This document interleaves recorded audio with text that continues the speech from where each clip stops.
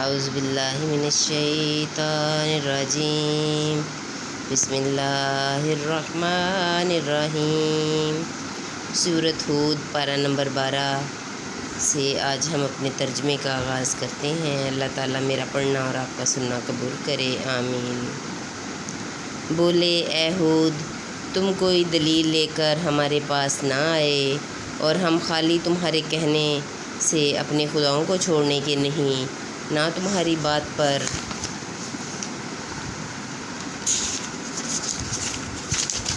यकीन लाएं। हम तो यही कहते हैं कि हमारे किसी खुदा की तुम्हें बुरी झपट पहुंची।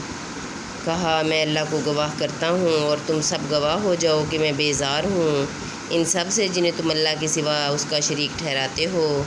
तुम सब मिलकर मेरा बुरा चाहो, फिर मुझे मोहलत ना दो। मैंने अल्लाह पर भरोसा किया जो मेरा रब है और तुम्हारा रब। कोई चलने वाला नहीं जिसकी चोटी उसके कब्ज़ा कुदरत में ना हो। बेशक मेरा रब सीधे रास्ते पर मिलता है। फिर अगर तुम मुँह फेरो तो मैं तुम्हें पहुँचा चुका जो तुम्हारी तरफ लेकर भेजा।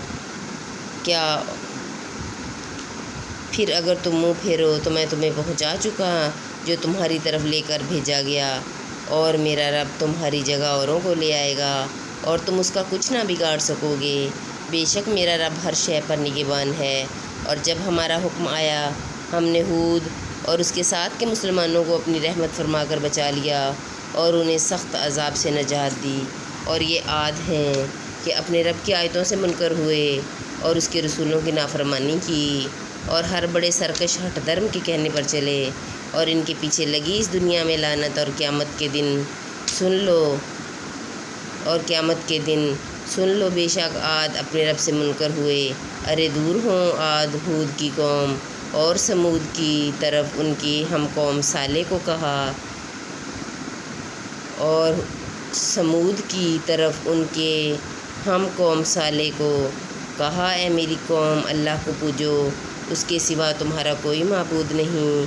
उसने तुम्हें ज़मीन से पैदा किया और उसमें तुम्हें बसाया, तो इससे माफ़ी चाहो, फिर उसकी तरफ रुजू लाओ। बेशक मेरा रब करीब है दुआ सुनने वाला।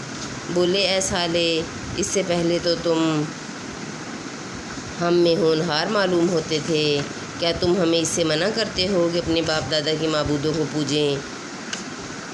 और बेशक जिस बात की तरफ हमें बुलाते हो, हम इससे एक बड़े धोखा डालने वाले शक में हैं। बोला, है मेरी कौम, भला बताओ तो, अगर मैं अपने रब की तरफ से रोशन दलील पर हूँ और उसने मुझे अपने पास से रहमत बख्शी, तो मुझे इससे कौन बचाएगा? अगर मैं इसकी नाफरमानी करूँ तो तुम मुझे सिवाय नुकसान के कुछ ना बढ़ाओगे। और है मेरी कौम, ये अल्लाह का नाका है तुम्हारे लिए निशानी, तो इसे छोड़ दो कि अल्लाह की ज़मीन में खाए, और उसे बुरी तरह हाथ ना लगाना कि तुमको नज़दीक अज़ाब पहुँचेगा। तो उन्होंने उसकी कूंची काटी। तो साले ने कहा, अपने घरों में 3 दिन और बरत लो, ये वादा है कि झूठा ना होगा। फिर जब हमारा हुक्म आया, हमने साले और उसके साथ के मुसलमानों को अपनी रहमत फरमा कर बचा लिया, और उस दिन की रुसवाई से बेशक तुम्हारा रब कवी इज़्ज़त वाला है। और ज़ालिमों को चिंगाड़ने आ लिया तो सुबह अपने घरों में घुटनों के बल पड़े रह गए, गोया कभी यहाँ बसे ही ना थे। सुन लो, बेशक समूद अपने रब से मुनकर हुए। अरे लानत हो समूद पर। और बेशक हमारे फरिश्ते इब्राहीम के पास मज़दा लेकर आए।